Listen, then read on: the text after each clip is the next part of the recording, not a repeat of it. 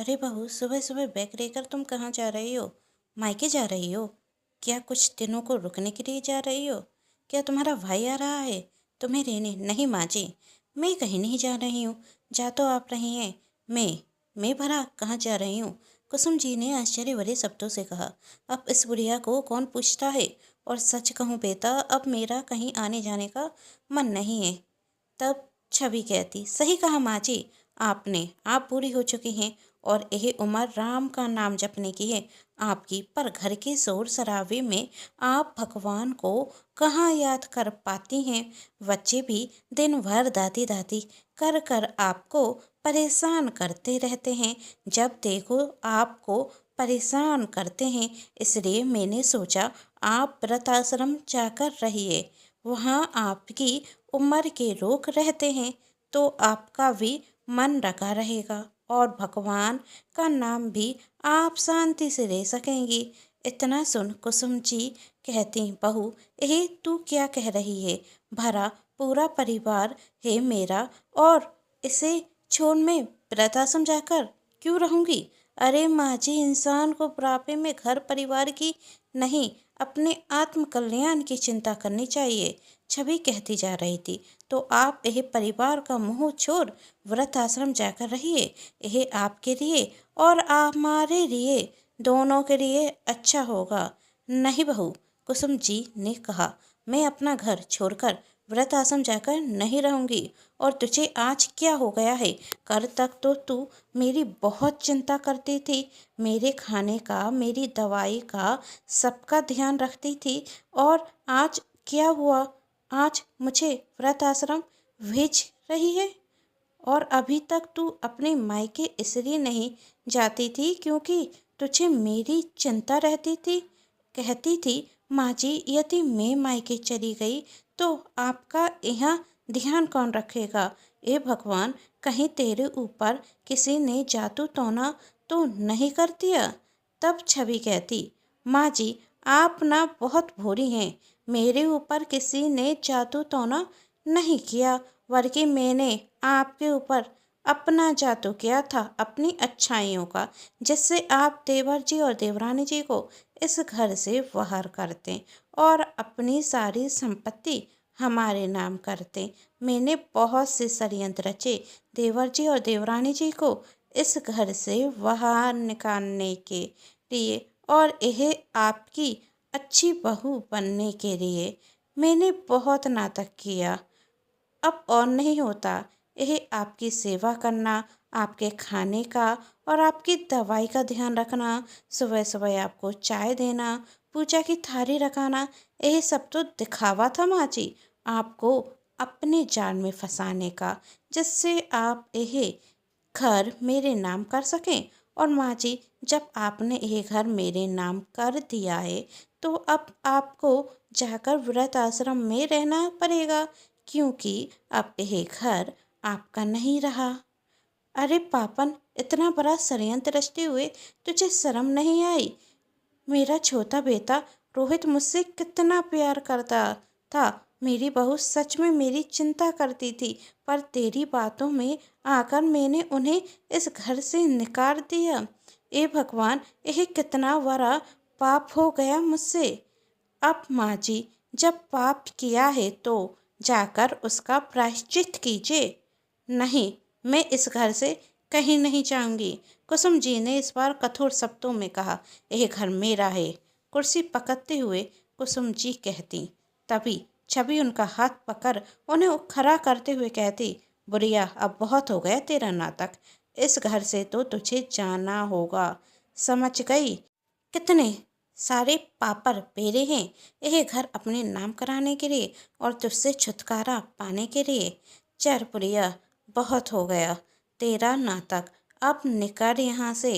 सामान फेंकते हुए और कुसुम जी का हाथ पकड़ घर से बाहर निकालते हुए कहा, कुसुम जी वहाँ से वृद्धाश्रम रहने के लिए चली जाती और अपने अतीत में खो जाती। जब उनकी छोटी बहू पारुल सुबह उठ उनके पैर छूती, जिससे उन्हें खुशी मिलती, पर छवि कुसुम जी से कहती, माँ जी आप छोटी के इस दिखावे में ना फंस जाना।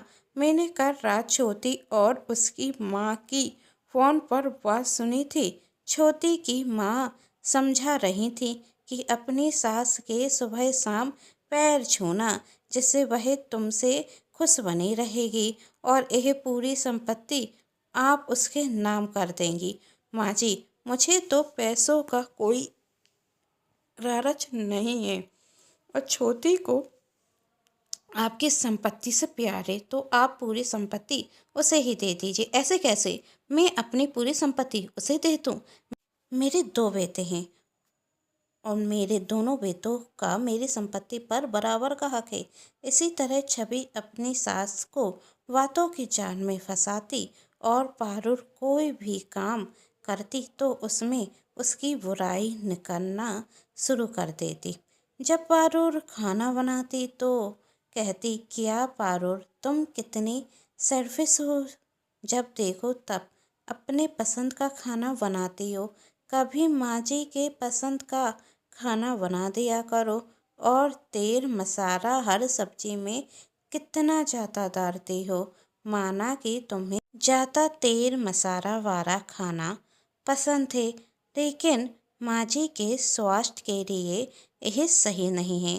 पारुल अपनी सफाई में कुछ बोलना चाहे तो छवि उसे मौका नहीं देती और यह सब नाटक कर छवि कुसुम जी के दिल में जगह बनाती जा रही थी और पारुल को उनकी नज़रों में गिराती जा रही थी।